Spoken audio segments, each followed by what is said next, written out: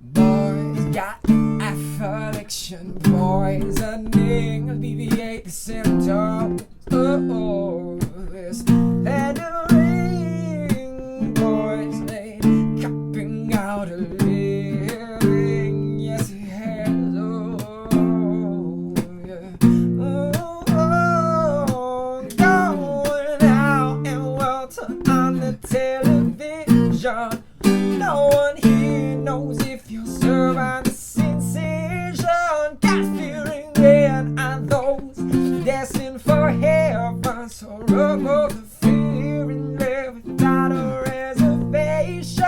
I just wanna be in your head so I can try to be your friend when the sun won't shine on us. We can't pretend to make the most of love. So drop your weapons, man. We ain't no firing squad. Let's show these people made in the image of God. Light and dark, you're a concept of the mind. Everything is equal, don't resent other people's guides. Give the rhythm, cause no one else can be the one you want. Better keep that to yourself. Oh, no one else can be the one you want. You just for this. Oh, go now and welcome on the television. No one here knows if you'll survive the sensation. God-fearing men are those destined for heaven. So remove the fear and live without a reservation.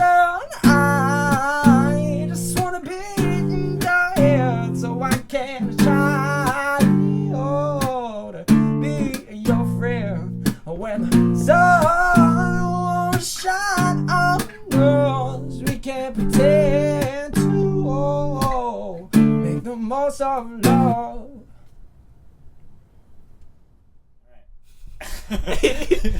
So, What the let's fuck? see. What are you doing here? Hey! I'm busy. Jeez. So what got you interested in music initially? Was there like a band that you heard or something that you already started? Well, I started with drums, and the main reason why I did that was because whenever I'd sing in like the car, my mom would just be like, "Shut up!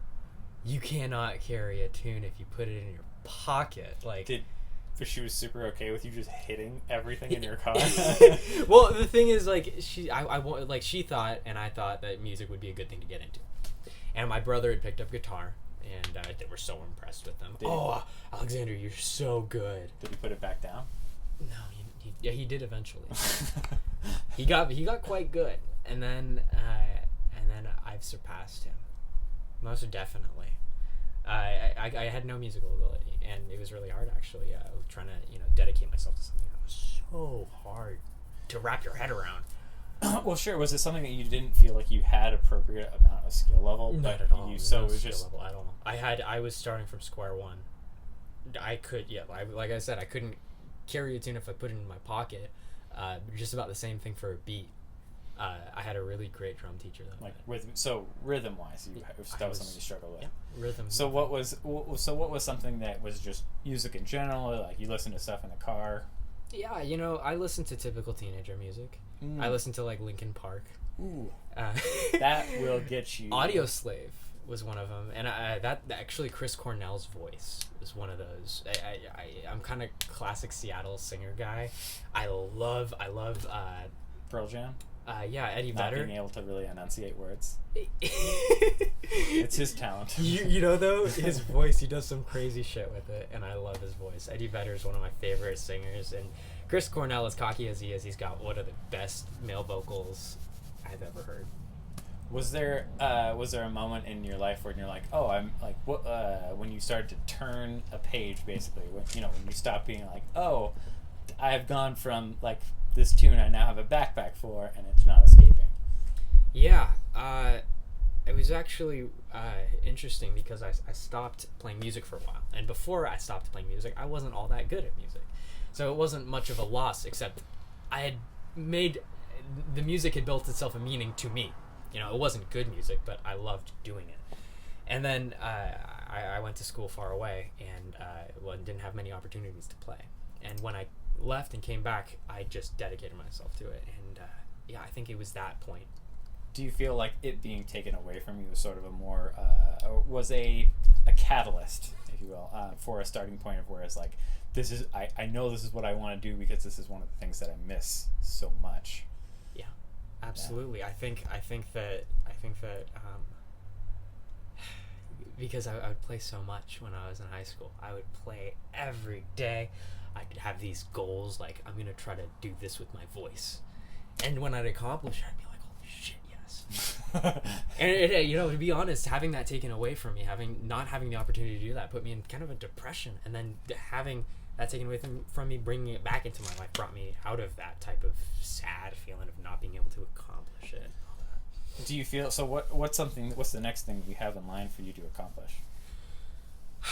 Well, at this point, I feel like, you know, one of the steps was kind of defining my voice, and that's very difficult for a lot of vocalists to do because they hear one thing they like and they hear another thing they like, and they try to make the best of both, and it's like trying to put two ingredients onto a plate and make a really tasty balanced dish. You can't do it with random ingredients. You have to pick and choose and kind of design it. So if you could take, what's an element that you want to move towards? What's a sound that you would like to encompass?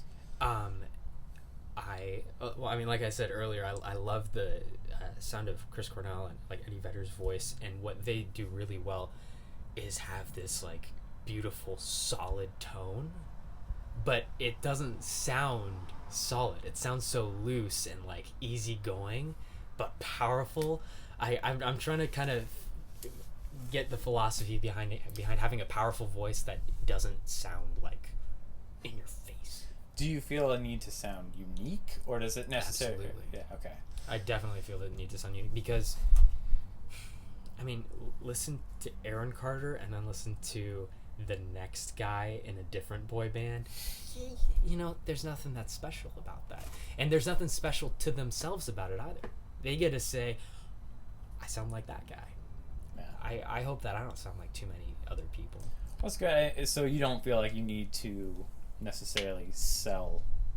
Don't need to sell yourself. You just need to be happy with what you have, or see, being like that's one of the most troublesome things. You can't always be happy with what you have. You can't, unless you've set up a goal and you've reached the finishing result. You can't be happy, because if it's an ongoing thing, you can never be satisfied, because then you got nothing else to work on. Yeah, nothing to work towards. Yeah, nothing to work towards. So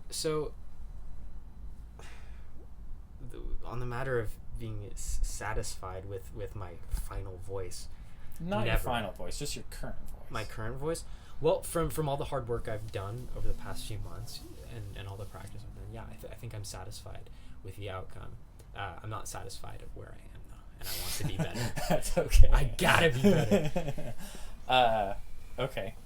So I'll say two more questions. The first one is, what is the next song what's the next type of song that you'd like to work on? I find really soft songs easy to work on, and I don't want to do those anymore. So the one I did today was a little bit more upbeat, and if like translated into a full band kind of composition, I think that it would work really well. Like I started playing acoustic guitar, and it was just like, beautiful girl, oh yeah. And it's just really slow and melodic, and you know, you can only get so much of that. So I've done enough of it to be good at it, and now I want to move on. I want to do some exciting sounds. Okay. And then as the last question, what is a band that you feel that you have spent a lot of time listening to recently? What's something that you would want to reach out and tell people about, to listen to, tell somebody to listen to? A band that recently, because like I've been so busy.